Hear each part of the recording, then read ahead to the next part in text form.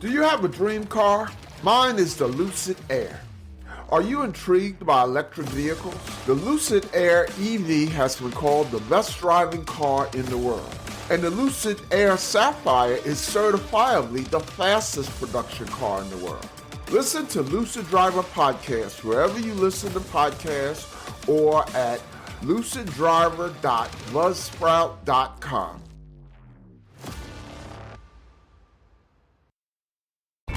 Welcome to the Joy of Cruising podcast with your host, award-winning author Paul C. Thornton, a weekly conversation with the amazing cruisers featured in the Joy of Cruising books, comprised of The Joy of Cruising, Cruising Interrupted, new release, The Joy of Cruising Again, as well as other fun, informative global cruise personalities. It's the next best thing to cruising, hearing about cruising from the unique and diverse perspectives of Paul's amazing guests. If you hear about a cruise that interests you, book it at www.thejoyofacation.com or enter to win a free cruise for two. Again, www.thejoyofacation.com. We really appreciate your feedback, so leave us a text. Paul can't reply, but he may read your text on the air. Hello, passionate cruisers. This is Paul, and this week on the Joy of Cruising podcast, I am delighted to welcome Sam Catling, owner and host of the unique YouTube podcast, DeckTales, and author, Seems Like Smooth Sailing. Sam said, I've been chipping away at DeckTales since November 2023. Have written a book or two myself, and I live in London. The mission statement for his podcast is as follows. Welcome aboard the DeckTales Podcast, the first port of call for anyone curious about the dynamic and adventurous world of working on ships. Whether you're dreaming of a career at sea, an experienced maritime professional, or simply fascinated by life on the water, this podcast offers an inside look at what it really means to work on a ship. Each episode features insightful interviews with seasoned seafarers, ship officers, and maritime experts who share their unique experiences, challenges, and stories from the deck. Discover the highs and lows of life at sea, from navigating international waters to handling tough weather, tight-knit crews, and the evolving technology on modern ships. We dive deep into topics such as shipboard jobs and career paths, deckhands, officers, engineers, chefs, and more. Maritime safety, ship maintenance, and the latest technology. Tips for new recruits on how to prepare for life at sea.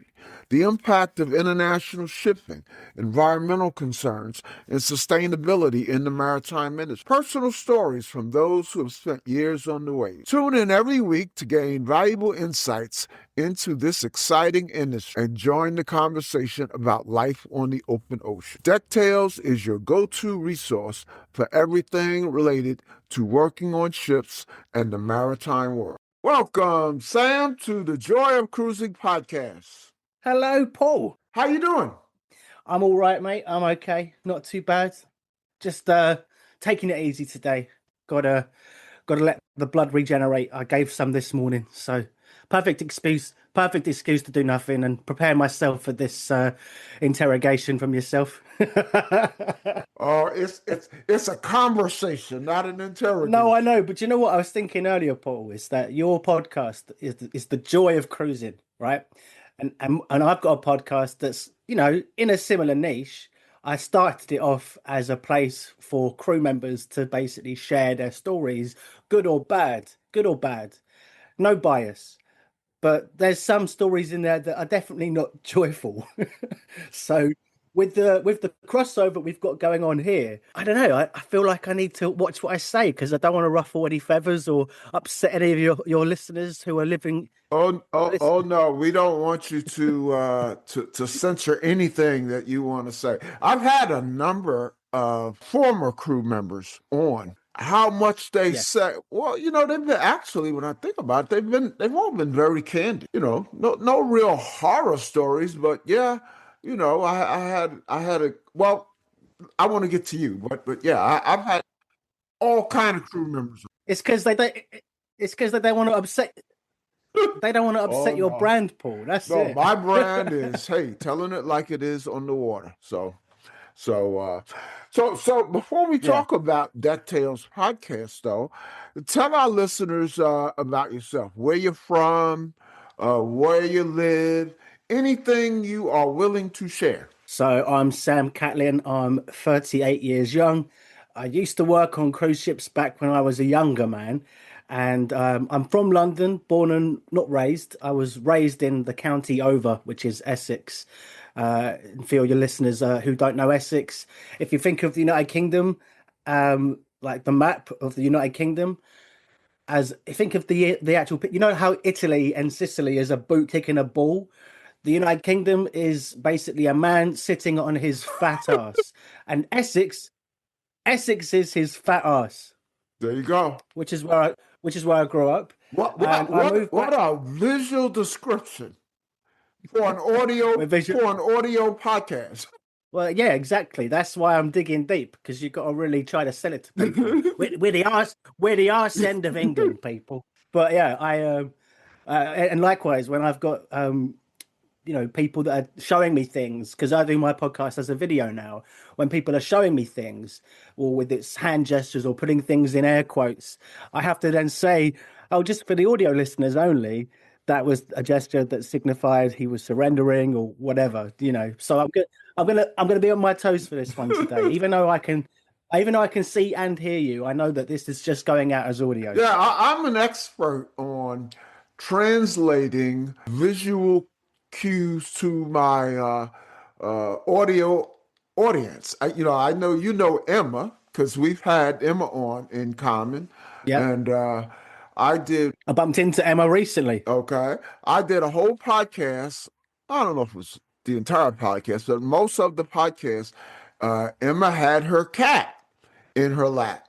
And so I was very descriptive, and so and her cat has become a star in its own right. Yep. So he's doing all right for himself. Yep.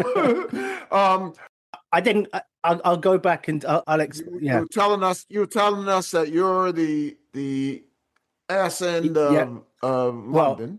England, yeah. Essex is the county over. I grew up there, and then basically after I finished my studies, I went to go and work on a cruise ship, and I did about 4 years in total, like a 4-year period where I went from ship to ship, changing it up, going different places, learning the craft of being an entertainer, whatever that means to certain people. It's very different, of course. But my first contract was with a company called Thompson's, now Morella, and the English guests on board, it was very kind of, I don't know, symbiotic of the kind of clientele that you'd expect to go on a ship like that. Almost like the kind of people that you'd expect to go on Carnival, but English. So you can imagine, right? But okay. So I was doing guests. So I was doing game shows, quizzes, bingos, karaoke's, demonstrations like napkin folding, towel folding, fruit and veg cart, all of that stuff. So right from the start, you were in the entertainment area. Yes, I basically applied when I applied, I was working at Asda, which is owned by Walmart, right? It's a supermarket, and I was what you'd call a trolley wally or a trolley dolly. I pushed the trolleys around in the car park. Okay, yeah. The shopping carts. Yeah, I also worked on the checkouts, and I did a bit of this and that in the bakery. Okay. Man of many talents. And anyway, so when I applied, my nan, she went on her first cruise around 2005, I think it was, with my mum. And when she got back, my nan was looking to me and thinking, well, this grandson of mine, he doesn't know his ass from his elbow. He doesn't know what he's going to do with his life. And so she said, why don't you go on a cruise? And I thought, because she just got back, that she had sunstroke and she was talking crazy talk. I was like, what do you mean? Well, I'm not a seaman. I'm not a seafarer. I don't know what you're talking about. And she was like, no, go and be an entertainer, Sam. You always make me laugh. I was like, okay, thanks, Nan. So did you know when she first said it, did you know that she meant go work on a cruise? Or did she mean that's what she was travel implying. on it? Okay.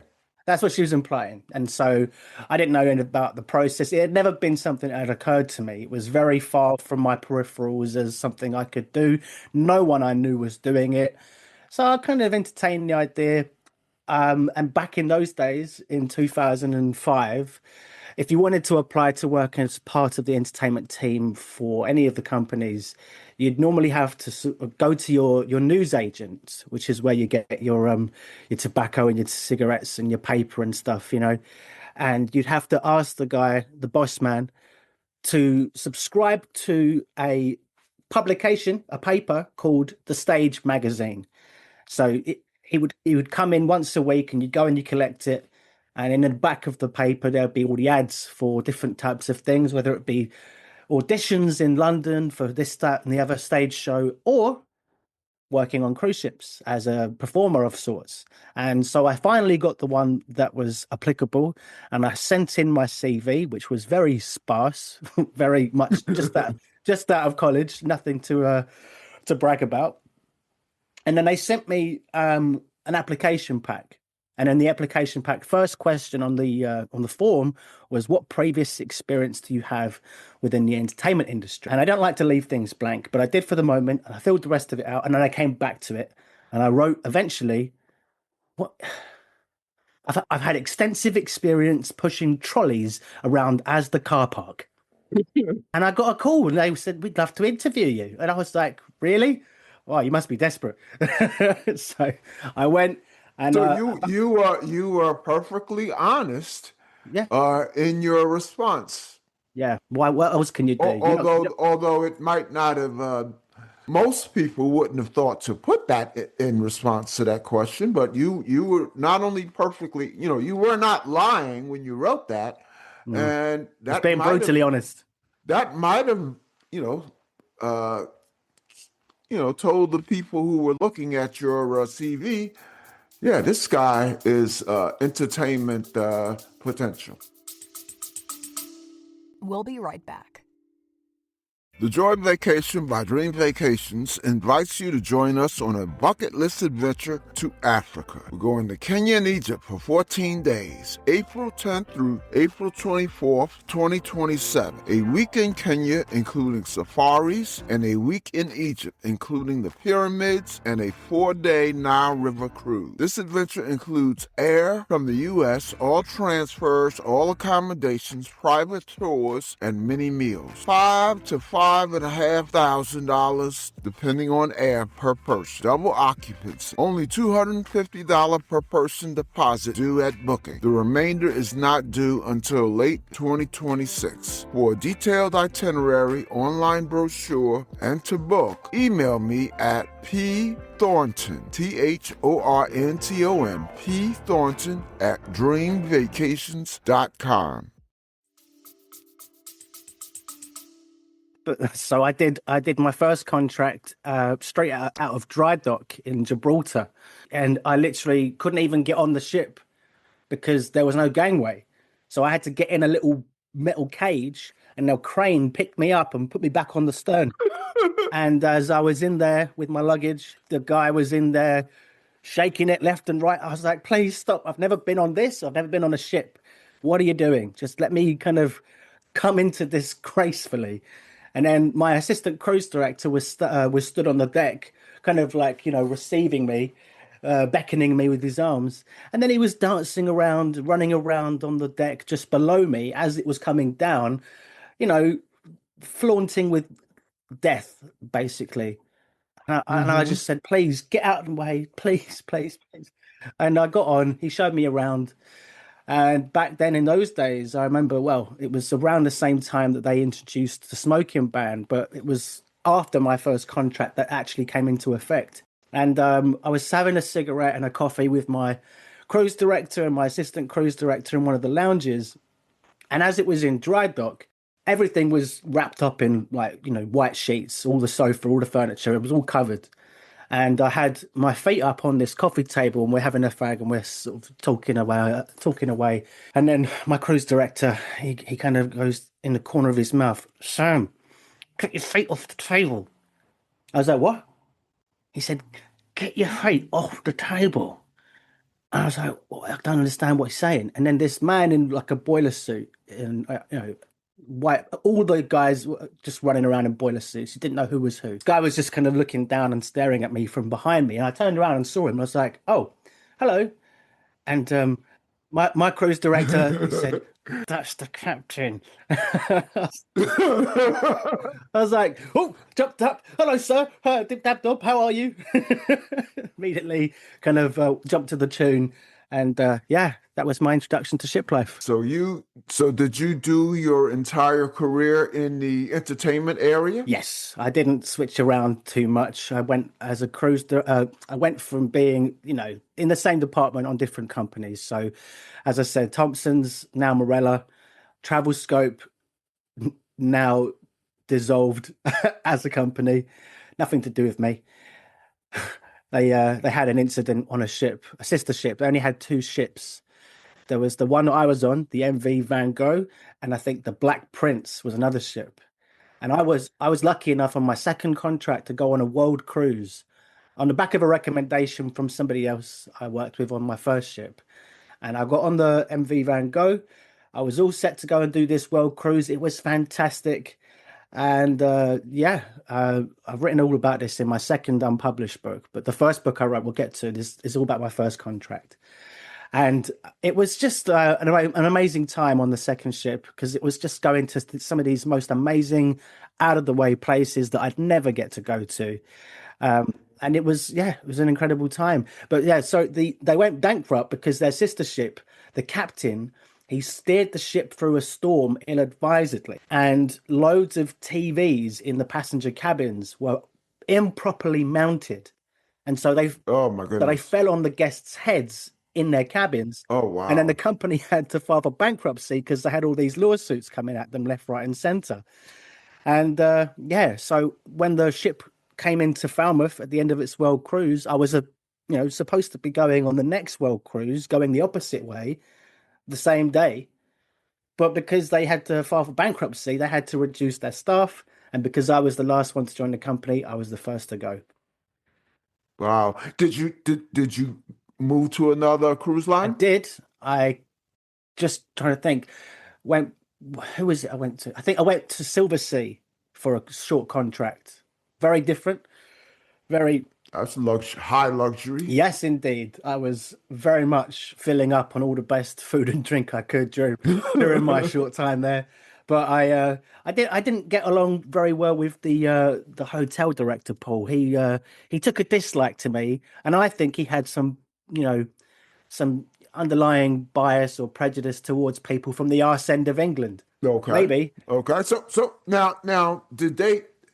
I wouldn't think they would have a separate entertainment staff on that. Well, that's it. You don't get luxury ship. You don't get called entertainment staff, really. You're more social host, right? Okay. You still host like the quizzes and the old bit of like golf putting and stuff, but you don't host game shows.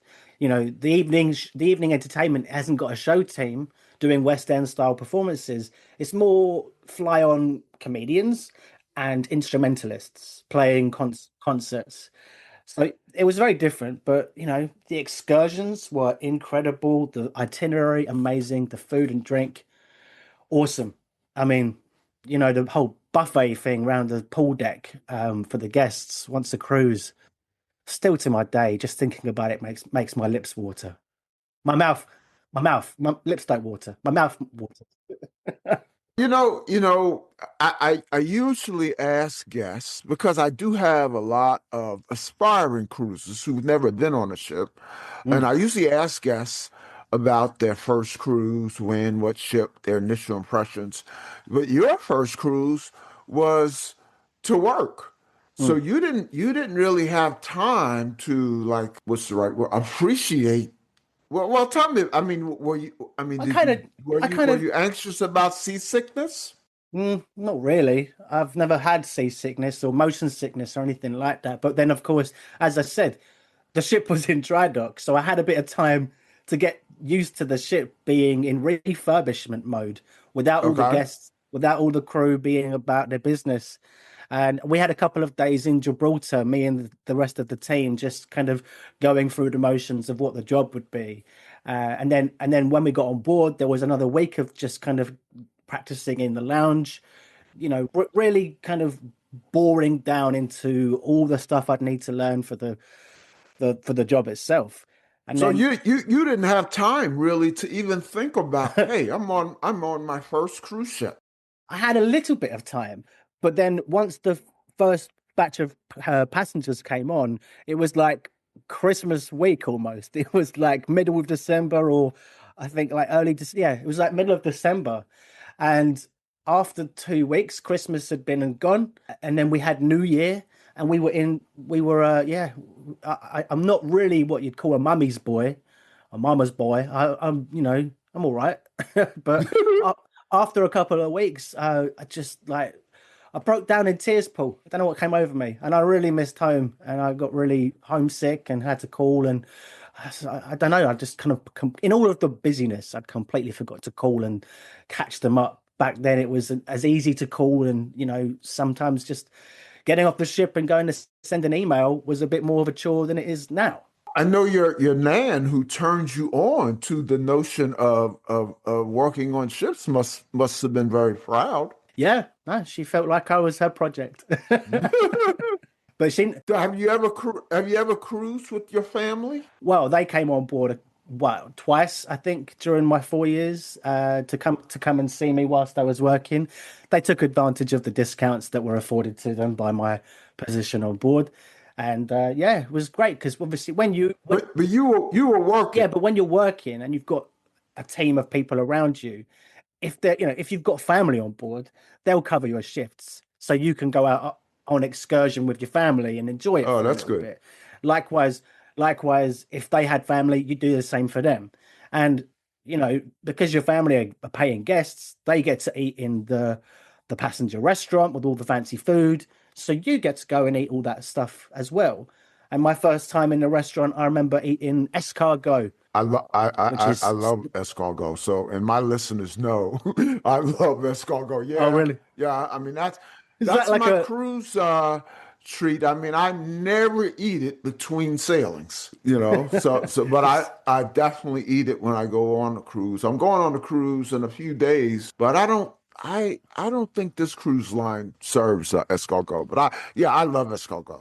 Let's shift from working on ships to chronicling working on ships. Let's talk about DeckTales. How did DeckTales come about? The short story or the longer version? Whatever would be of the most interest to my listeners. Of course. Okay, so I did 4 years, as I said, between 2006 and 2010. I think the first waterproof iPhone or something came out in 2010. So, technology's come a long way since then, in 15, 16 years. And I finished, a lot of years went by, some of them I weren't happy with. I wouldn't want to repeat them. Nothing really happened. I did write sort of some notes for myself how to basically stay on track with this, because there's a lot of tangent. Yeah, so I did Thompson's, now Morella. I did Travel Scope. I did Carnival for a couple contracts. I did Thompson's again, and I did, of course, Silver Sea. And I did a hotel contract in Cyprus and Rhodes for about 7 months during the swine flu epidemic around 2009. That was. Mm-hmm. How'd you like that? Especially relative to it's ships. A lot more work. Really? Yeah, because I was basically, like I said, there was a swine flu epidemic on, and it was like, I don't know why, but did you ever see the film I Am Legend with Will Smith? Yes. I was like Will Smith. I couldn't contract the swine flu virus, essentially. So my boss's boss kept on calling me up and saying, Sam, you need to cover so-and-so over at this hotel. Oh, that's it, right? That's done. They're back up on their feet. Now you need to go over here. And it's, 6 days a week, but I was working 7 with all the travel, and I was doing game show. I was doing the show team job as well, singing and dancing on stage, something I'd never thought I'd do. I was doing the kids host's job. I was doing my job, I was doing everyone's job, and it was a lot of work. But it gave me a good grounding for entertainment and just being open to saying yes to stuff. Now, after I finished on ships, it was because of, shall we say, an unfair dismissal with Carnival, which I've written about in my second unpublished. Okay. It's confirmed by past colleagues that it was an unfair dismissal, and it's not just my word against them. Right. And I think if you wanted to hear about that, I've got an episode. I think it's, well, Rachel Dutt, Dudt. She was my ex-girlfriend on the Carnival Ecstasy or Elation. I can never remember which one it was. Okay. But essentially, that episode I've got, she's kind of backing me up in that episode of my podcast. I think it's around episode 10 or something. And yeah, so I left a little bit scorned, a little bit disillusioned with the industry. Like, I'm done with all of this. Mm-hmm. And I years went by, I finally picked myself up and I went to uni, and I was surrounded by 18-year-olds who had just gone, I don't know what else to do. There was a bigger age gap than I would have liked, but you know, I had all of these stories, all this experience, past regrets, whereas they were all there ready to make them. And I started thinking to myself, I remember on the first day of uni, one of our lecturers actually asked us to write down on a piece of A4 paper a little mini autobiography. I smashed it out really quickly, and it felt like a weight had been lifted off my shoulders. I'd never really tried writing about myself before. I'd written like comedy sketches and comedy music, right? That's my love language, comedy. And yeah, so I wrote this mini autobiography, and I felt like, wow, that was really easy. I could probably do more of this because I enjoyed it. And then that's kind of why I started writing Seems Like Smooth Sailing, the first book, which is all about my first contract back when I came on in Gibraltar, and it was in dry dock. That was my first contract, which was 10 months long. And so I wrote that first book, and I felt a great sense of relief after I finished doing it. I did a crowdfunding campaign to get it published, and I finally got that published, and it was launched the day of lockdown, 2020, March 24th, if I remember correctly. Wow. Literally the same day Boris Johnson, our Prime Minister, announced that we'd all have to stay indoors. And I was like, what are the chances? Oh, sorry. Okay. What are the chances? So I thought, what are the chances? I've just written and released a book out into the world about an industry that no one wants to be anywhere near at this present moment in time, right? If anything, it's the furthest thing from their mind, right? As going on a cruise ship, they're all trying to keep 2-meter distance, and being on a cruise ship is the last thing you want.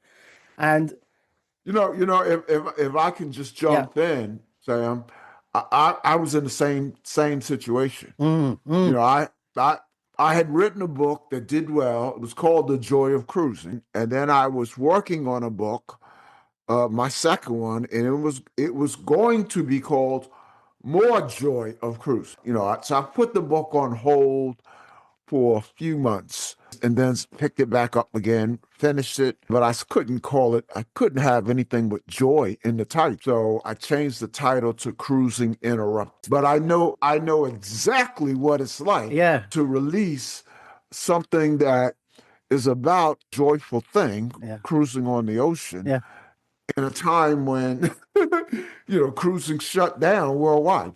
Well, to give it an elevator pitch, essentially the book is a comedic retrospective of my time on my first contract.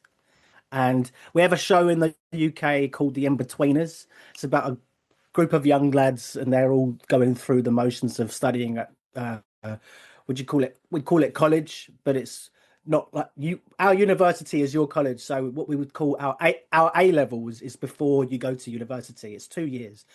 And the show is these, 4 lads. They're in-betweeners. They're not popular. They're not the dorks. They're in between. And so my book, I kind of sold to people as it's like the in-betweeners, but at sea, right? And as I said, it came out. It's called Seems Like Smooth Sailing. And as soon as it did, I was like, oh, great. Oh, Oh, and then I don't know what to do.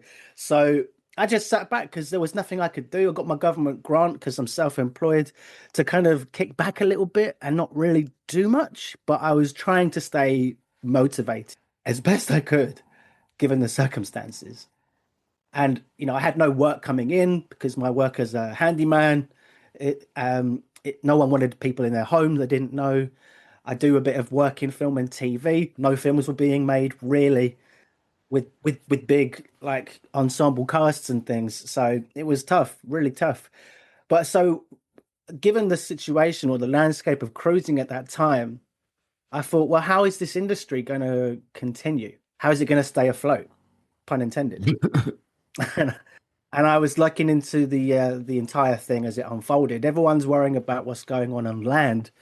And I just came an obsession. I was reading every article I could find on this ship, that ship, what's going on with this crew, that. And I basically opened Pandora's box. I'm sorry to say this to your listeners who are all joyous fans of cruising, but I read things that I'd never known about the industry whilst I was working within it. And some awful things. And I thought, well, I'm going to write my second book.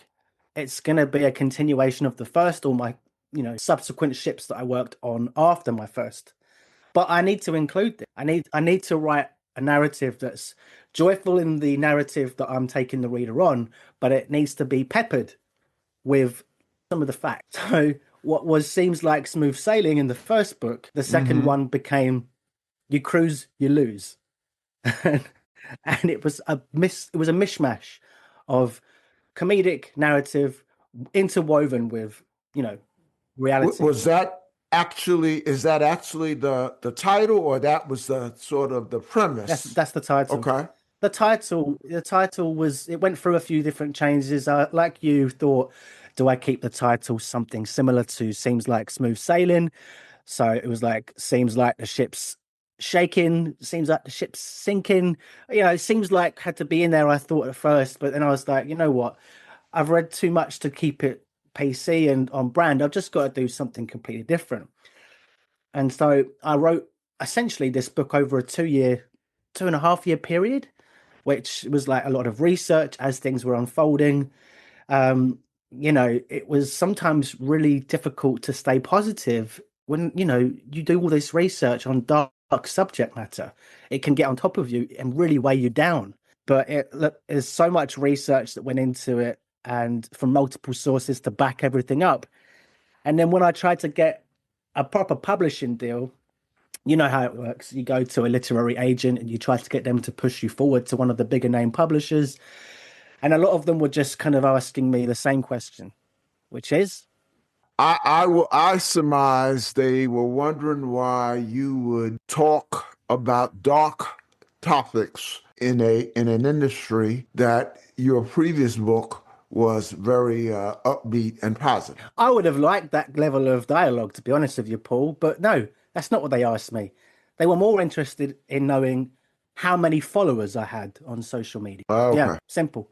So I was like, well, I don't have many followers because unfortunately I'm not really very vocal in the social media space. My life is my own. I'm not about to just start publishing everything I do every day. Oh, I had a coffee. Great. Does it need to go on social media? No. Let the rest of the world get on with their day. So I spent 2.5 years writing this book almost in solitude, really putting everything I had into it. And then to just have a lot of people ask, well, how many followers have you got? We want to know if we're going to help you push this book forwards, that there's a return of investment for us on the other end, right? That it's actually going to sell. So this is where I get to answer your original question. How did DeckTales start? I put the book on the shelf a number of years ago, about 2.5 years ago now. And I started podcasting, and I started getting people's stories and sharing them with people and realizing that I loved doing it, and it grew from there. Before I have some questions about DeckTales, but let's go back to You Cruise, You Lose. What's the status? It's still on the shelf, and if obviously there's enough people out there that can help me get this stuff out, then the status will be checked to in final edit. I don't know. So I would It's on the think, shelf. Sam, that I would think that in the course of your dialogue with your YouTube audience or your podcast audience, that you mention your first book. Has that? I mean, regularly. Am I right? Do your listeners know that? Well, it's in the footnotes. It's at the end of the episode's call to actions. If you're enjoying the channel, you can support me by buying the book.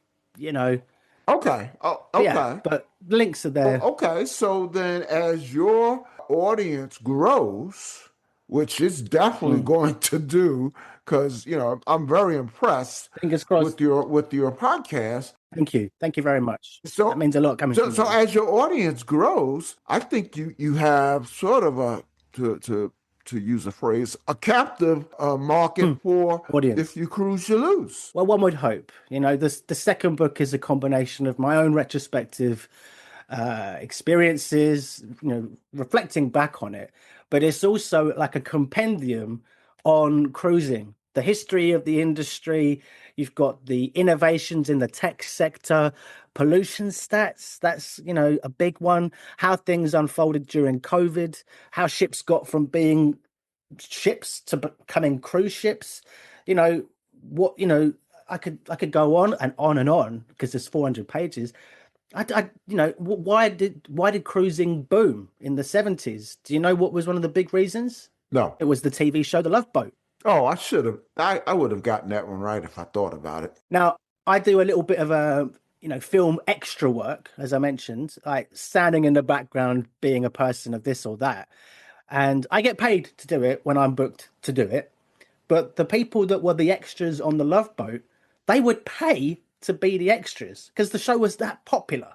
It was such a big. It was a huge. Yeah. I should have answered Love Boat.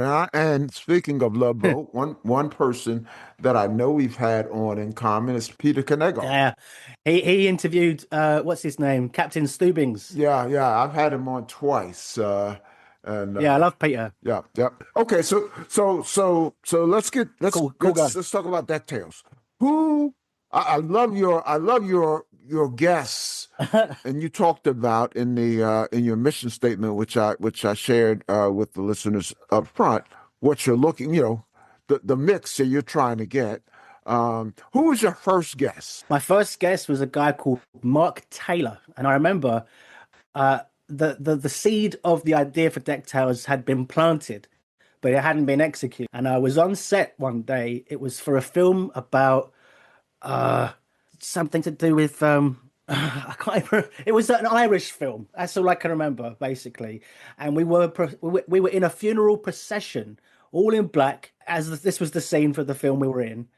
And it was hammering it down with rain, and I was stood next to Mark all day, and we was just, making small talk, and he told me a little bit about his cruise experience in the late 80s, early 90s, working on board ships as a photographer. And this was interesting to me because it was all digitization. It was all analog, shooting on film. So, it was interesting to hear. And I was like, I'd love to, go through all this stuff. And he was a writer as well. He had written multiple books. After he finished working on ships as a photographer, he became a crime scene investigation photographer for many, many, many, many years. So it was just like, I guess, the kind of perfect guest to start with, really. Someone who'd come from a bygone era to my own experience. And got the ball rolling with Mark very easily. Very easy man to talk to. But yeah. Okay, so we've had some guests in common. Emma, we mentioned Gary Bembridge. Yep. I've said this before. Every time I talk to Gary, I feel like so much smarter than I was before I started talking to Gary.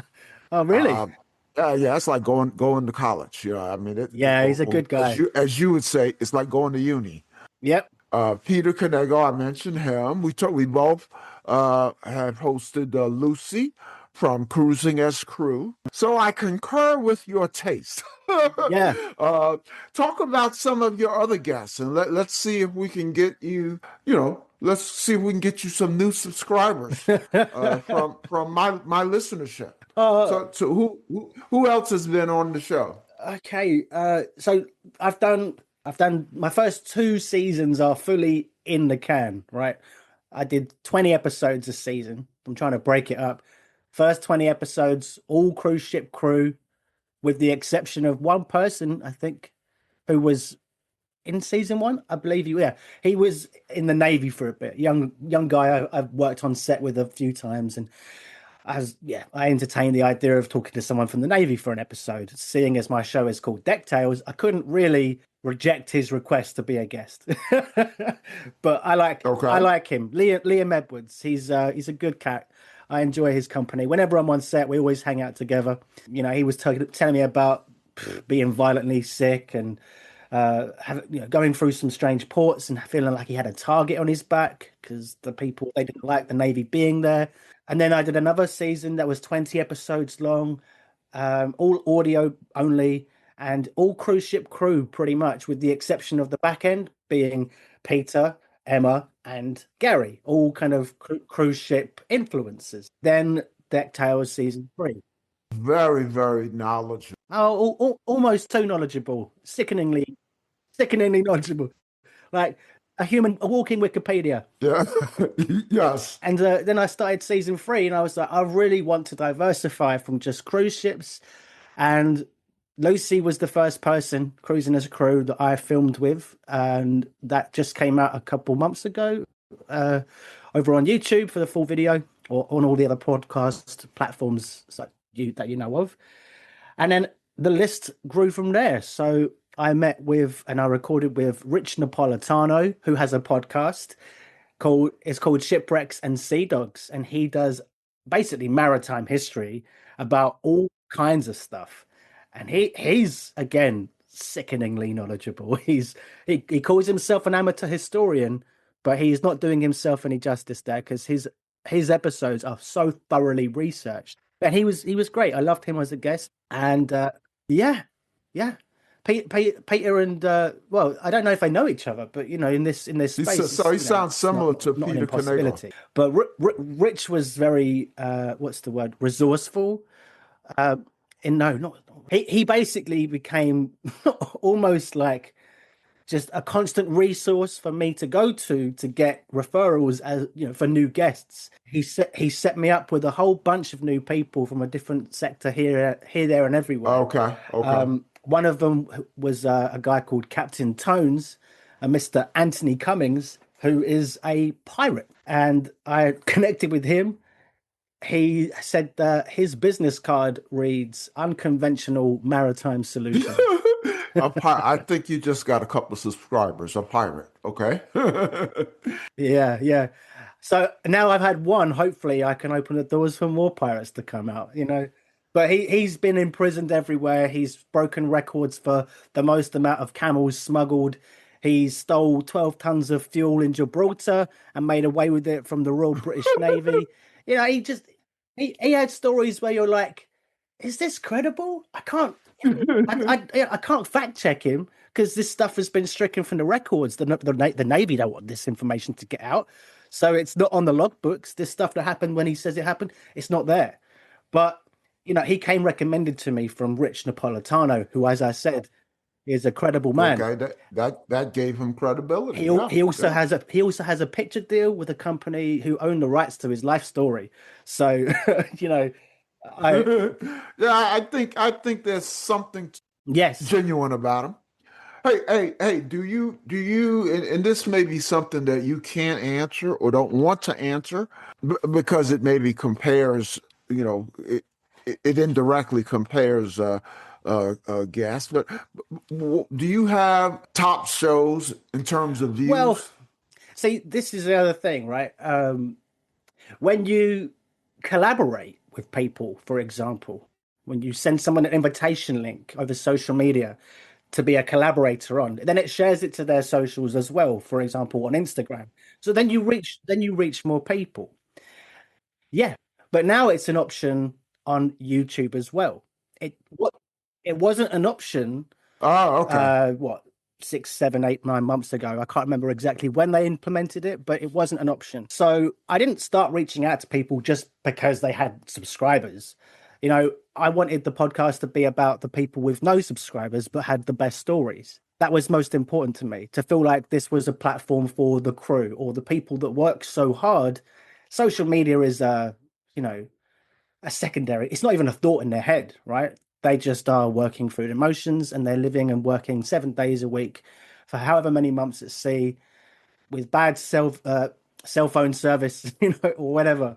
So I reached out to a few people who had followings, and that obviously helps to reach new people.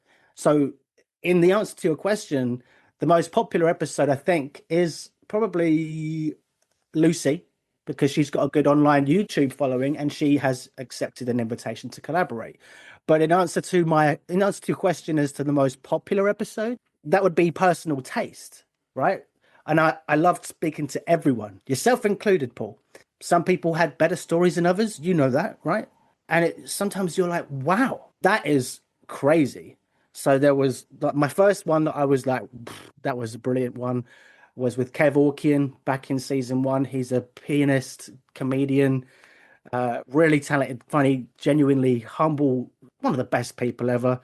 Kev Orkian is like a comedian who does the rounds on ships still to this day, I believe. And then there was one I did with a guy called Smurf. He's a b-boy. He break dances. These days he's got a tattoo parlor over in Las Vegas, and he teaches breakdancing in his community. But he came clean on the podcast about how things ended on his ship career. He was very nearly thrown in jail because he was smuggling drugs. He was pimping out members of the show team to members of the crew. Oh, okay. No, yeah, but it's the kind of kind of stories. I know I should it grew laugh, from there. but- Like, I wasn't seeking out people with stories that were just clickbait, shock, and awe, but it was like, oh, how can I top this? It's not about topping that. Sam, I think you got another couple of subscribers. But then, going forward a bit, I had a call with a guy called Nate. I had to keep him anonymous because he still works in the industry, even though he was on camera. I should probably take his picture off the thumbnail. Just realized. But essentially, I asked him, when I worked with him, he was a receptionist. And these days, he now works as a cabin steward for Princess. And I asked him, in your time as a cabin steward, have you ever knocked on a door, housekeeping, and no one's answered? And so you've walked in and you've caught a couple in the middle of the act, right? You know what I'm hinting at there. Sure. And he said to me, Sam, put it this way. I've done 2 9-month contracts back to back as a housekeeper. And in that time, I've gone up to a door, a cabin, and I've knocked on it. Housekeeping. No one's answered. So I've walked in, and on 10 separate occasions, I found a dead body in there. Oh, get out. I was like, wow.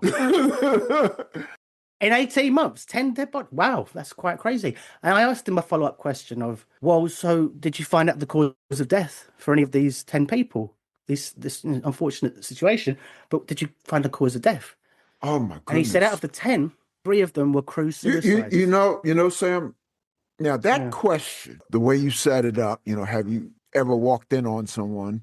I'll bet you I'm surmising that there's a significant percentage of my listeners, I know I'm among them, who probably have always thought about that, but never had any way to find, never had anyone to ask.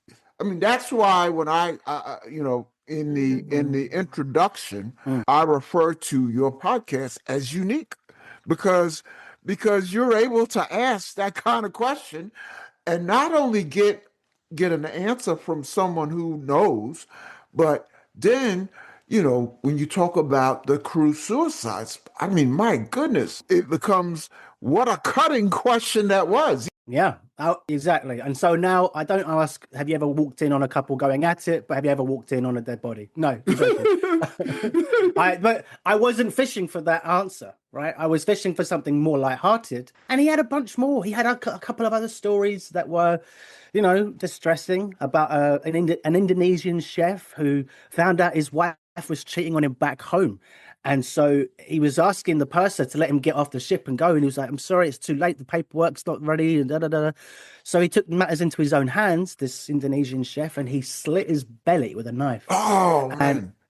And his gut spilled out into his hands, and he did himself a real problem. And they had to send him to hospital. And I think he got fined quite heavily for trying to do that. I'm not sure exactly, but that was Nate. Like I said, I've had some wonderful guests outside of the cruise ship sector. Captain Tones the pirate. I had a shipwreck scuba diver recently. I had a guy who's been on not one but two ships that sank, almost one after the other, with a little tiny little gap in between. I was actually editing his episode earlier. You ever get anyone as a guest who surprise you in terms of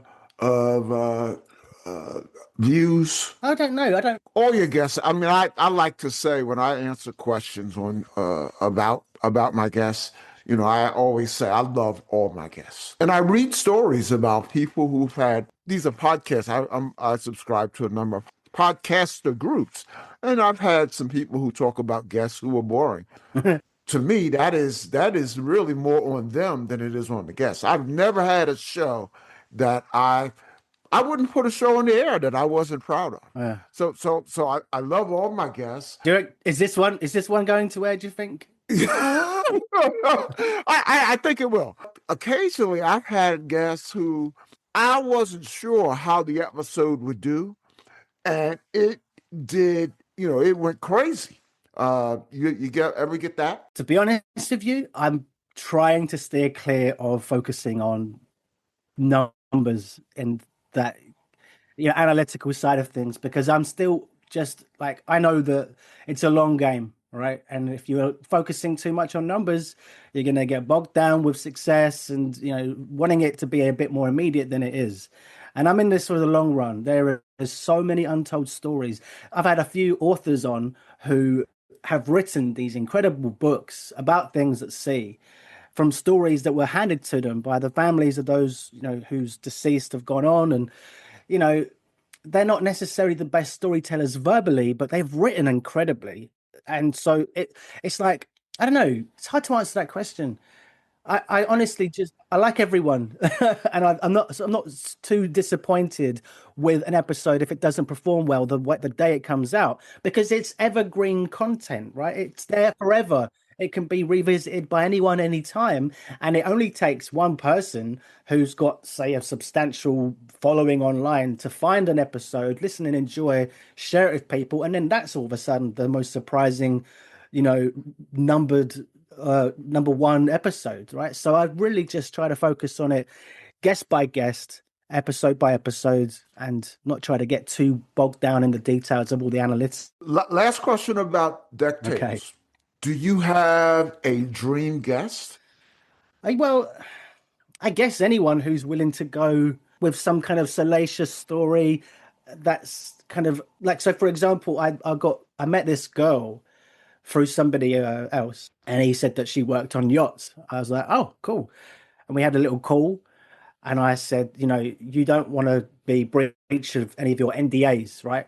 She's like, I don't think I'll even do it because I know too much and it can get back to me and harm my career. I was like, well, what kind of stuff? And she said, well, I don't know, anything you've heard about P. Diddy, it's all true. I was like, well, okay. Can you tell me more? She's like, nope, I'm not saying nothing else. But then, so that's it, right? So if I've got somebody who's willing to kind of come out and tell it how it is, whilst they're still under contract and at risk, then it's like the dream, because I'm going to hear stuff that is, important information for people. The whole thing about the guy discovering the dead bodies was, again, it's important that there are people that know that these things happen, right? And then it's not all smooth sailing, because at the end of the day, these people that work so hard to provide for all the guests on board, they're working 7 days a week. As soon as they get off the guests, the next guests are coming. It does not end.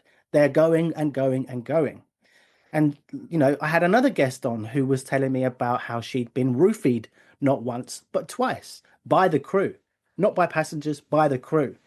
And she was, yes. But there's, my ex-girlfriend had been roofied a couple of times.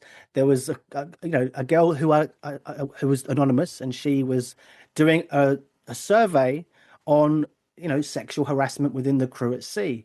And the numbers were staggering. But it's not information that you can find out, like the death toll for suicide of crew. This information is not available online. You can't find it. It's on a case-by-case basis. If a guest goes overboard, it might make the headlines. So just to round off the last question about my dream guest, it would be people that are happy to kind of go on record, but I would keep their identity a complete secret. So they would have a pseudonym, a fake name. They're not on camera, so they use as an avatar over Zoom.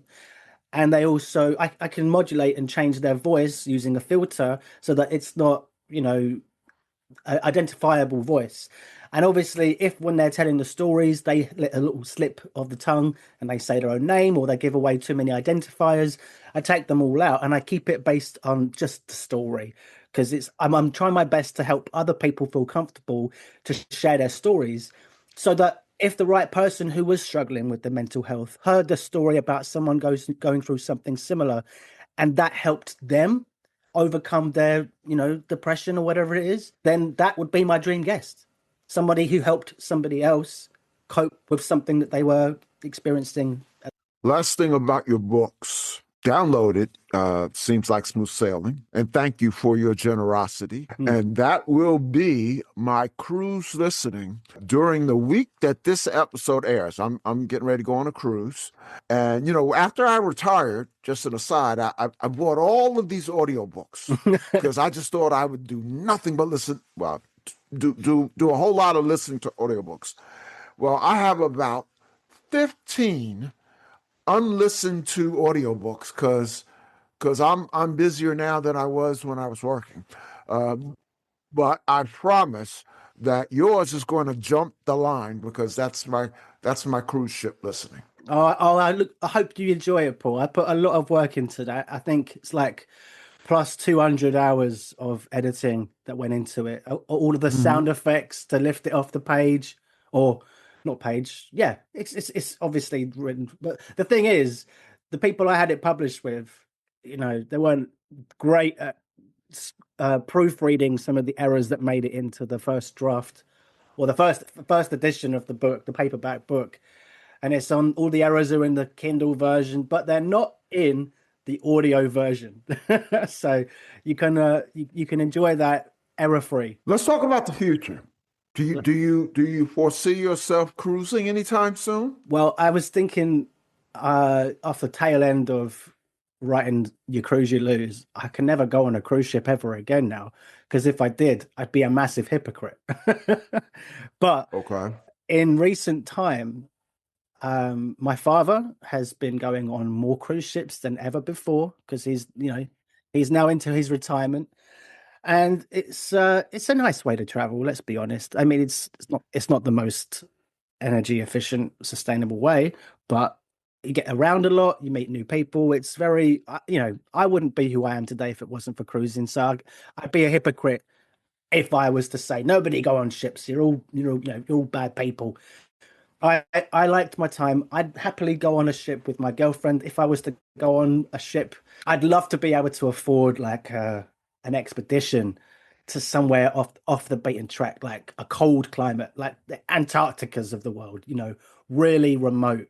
That would be awesome. Well, what you I'm sure got exposed to a lot of the world when you did cruise. Yeah. What's on, and it doesn't have to be a cruise; it could be a land trip. What's on your travel bucket list? Places that I didn't get to go to on the second leg of the world cruise that I was made redundant.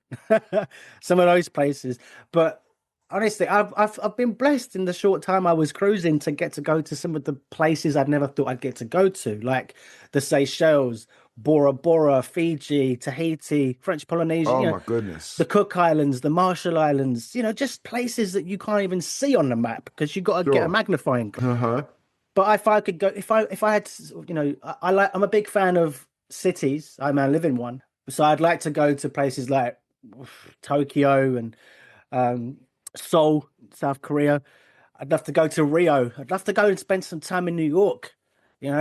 Do some comedy clubs. I'd love to go. Hey, before we let you go, we usually ask our guests some light or fun cruise questions. So, Yeah, first question, we uh, should do that. tell my listeners, how do you spend your me time? So when you're not Is that? working on the podcast, you're not Oh, working on your books, what are you into? 16 years. To be honest with you, Soccer, I should say football. Do thank you you, play Paul. chess? You into music? I play football whilst I'm playing chess. No, That's pretty unique. no. To be honest, the answer I had written for when I was working on the ships, it isn't too dissimilar from right now, right? Because when I was working on ships, I was running around with a badge on my chest, going, "Hey, how you doing?" and this, that, and the other. And then when I got the chance to sit down and be by myself in my cabin, the name badge goes on the magnetized wall, and you kind of shut the drapes, or shut the world out, and you watch a film, you play a game, you listen to some music, and you sleep. That's very important, right? Sleep. You need sleep to recharge your batteries. When I'm working now, I'm a handyman, so I carry my tools with me everywhere on my backpack, and I go to this place, that place. I'm on the bus, I'm on the tube, the metro, underground, and I'm going to all these different places around the town, around London, helping this, that, and the other, doing pretty much everything I can do. I built a sauna for Guy Ritchie the other day. Get out. Yeah, flat pack sauna. That was not fun. It was Now, so much work. now I know who Guy Ritchie is. I Yeah, suspect many in my audience knows who he is. So yeah, yeah, yeah. so they're going to be mad at me if I don't say more. Well, that was one of the other. Well, I'll answer more in the last question about this, because I that comes back to it. We I've had good and bad clients, shall we say, or clients I'd be more than willing to return to, and ones who I'm less inclined to return to. So, it's a bittersweet thing, right? When you're helping somebody, and they've got more money than common sense, and then you kind of look at your own bank balance and your own situation. You try to push it down and keep going as best you can, and not kind of, comparison is the thief of joy. Keep going, do what you're doing. I like to help people. I genuinely do. So when I do something for somebody that they can't do themselves, it's a good feeling, right? You've accomplished something. It's a tangible outcome. So when I get home and I'm watching TV, I'm going out for food and drinks with friends, colleagues, trying to book in, a day trip with my girlfriend somewhere, go out for meal, comedy club, the cinema, and just explore a bit. Like, we're going to Nottingham in a week's time. She's booked tickets to go and see a band called Daughtry, and I've never been to Nottingham, so we've booked a little hotel for a 2-night stay, and we'll explore Nottingham. All right. Second question. Mm. When you were sailing regularly, what was your favorite cruise drink and favorite cruise food? Long Island iced tea, late night calzone. There you go. That's it. I love them both. I think Okay. I got my first proper Long Island iced tea was in Aruba, and I was converted ever since. It was at a place called, I think it was Iguana Joe's in Aruba, and it was just like nectar. It's pop, right? You drink it, it doesn't taste alcoholic, but it's pretty strong. And then, I'm from are you? Long Island. Although I never heard of Long Island. I left Long Island when I was, I wasn't in the military when I was 17. So I wasn't old enough to drink Long Island iced teas when I lived in Long Island. Yeah, but that's comfort food that's easily transportable around the ship. because you don't want to be walking and making a mess, and a calzone is the perfect transportable food. Okay. What's your, again, about cruising? What's your most wonderful or memorable or funniest or even most embarrassing cruise or port experience? Quick anecdote for each of those stories. Most wonderful, probably my first contract after I'd been there for a couple of weeks. As I said, we had Christmas and then it was New Year. And it was New Year in Madeira. And that year it was the Guinness World Record for the biggest and most expensive firework display on record. And I was just so, I was chilling, man. I was watching it from the ship, best view in the house. And I got teary and emotional when I called my mum. It was like, I miss you. So, Oh, you saw that. I felt like, I wish I could just share this moment with them. That was a Wow. really wonderful time. Bittersweet, maybe, because I was a bit of a wet blanket and I needed consoling, and mummy wasn't there. But that was wonderful. Memorable. Uh-huh. I guess most memorable. I still love it to this day as a memory of mine, because it was just such a peaceful, serene moment in time where time didn't exist, and I was on a beach in the Seychelles. Weather was perfect, and I had a frisbee that I had for many, many years after that, and I kept it as a constant reminder of that memory. I lost that frisbee, but it was still, I think of that as a memory that I'll never forget. And I was on the beach and I was just running up and down the coast, throwing this frisbee at, an angle into the wind, and then running down a bit further and catching it. And, the simple things, Paul. That's how can you can't knock those things. It's not about going to Disney and riding on Space Mountain or whatever. I like those things, fine, but those moments that you're like, I won't get to do this again for a long time, they really stick with you. And when they're kind of a moment that you have to yourself like that, I treasure forever.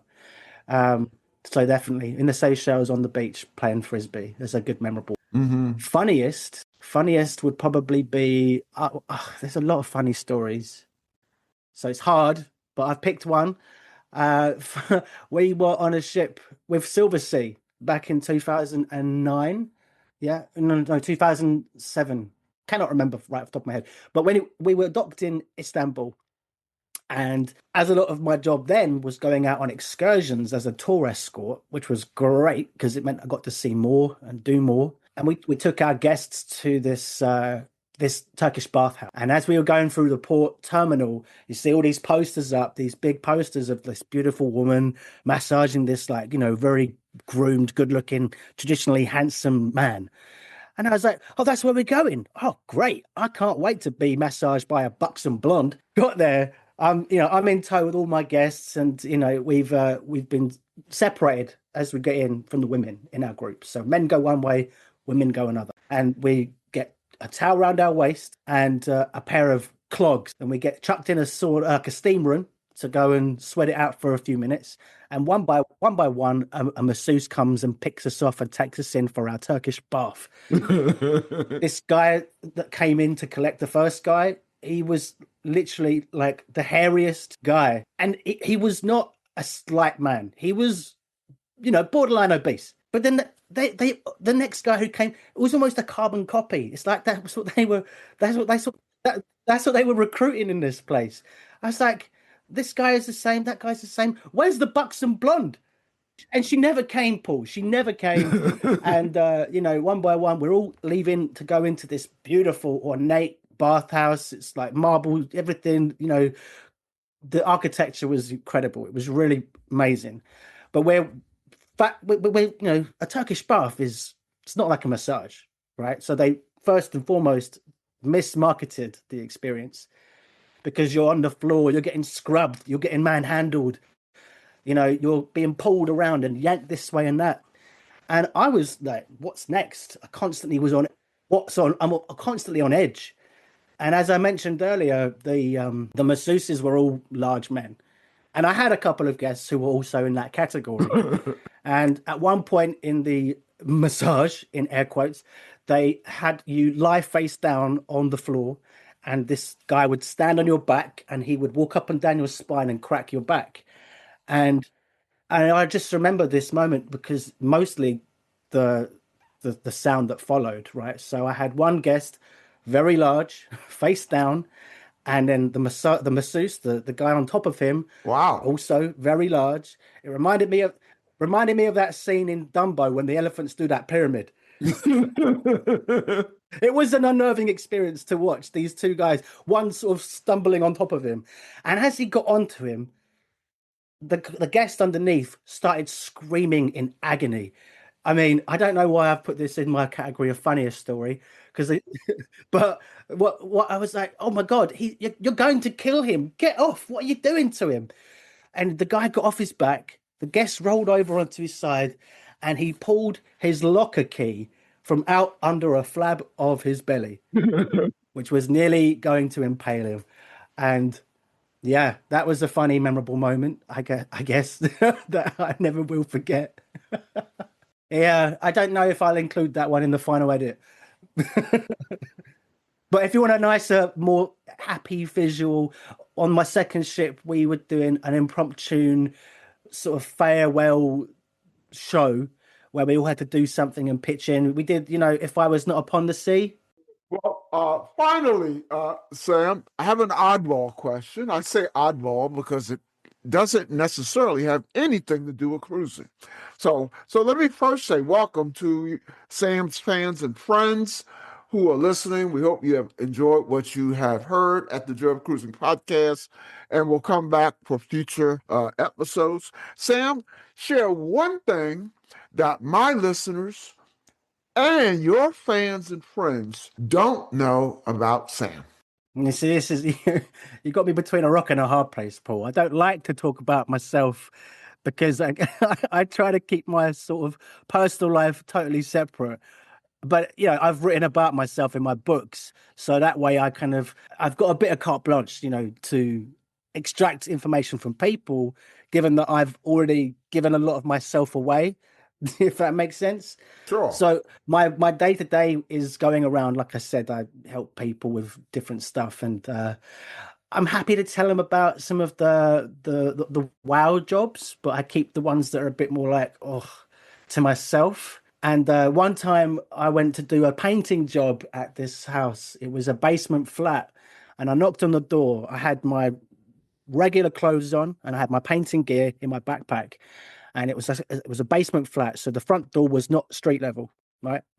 I knocked on the door, and this woman, beautiful woman, she's opened the door in her bra and knickers, or that panties to the Americans. And I said the client's name, Sophia, and she just went, "Come," and she beckoned me in.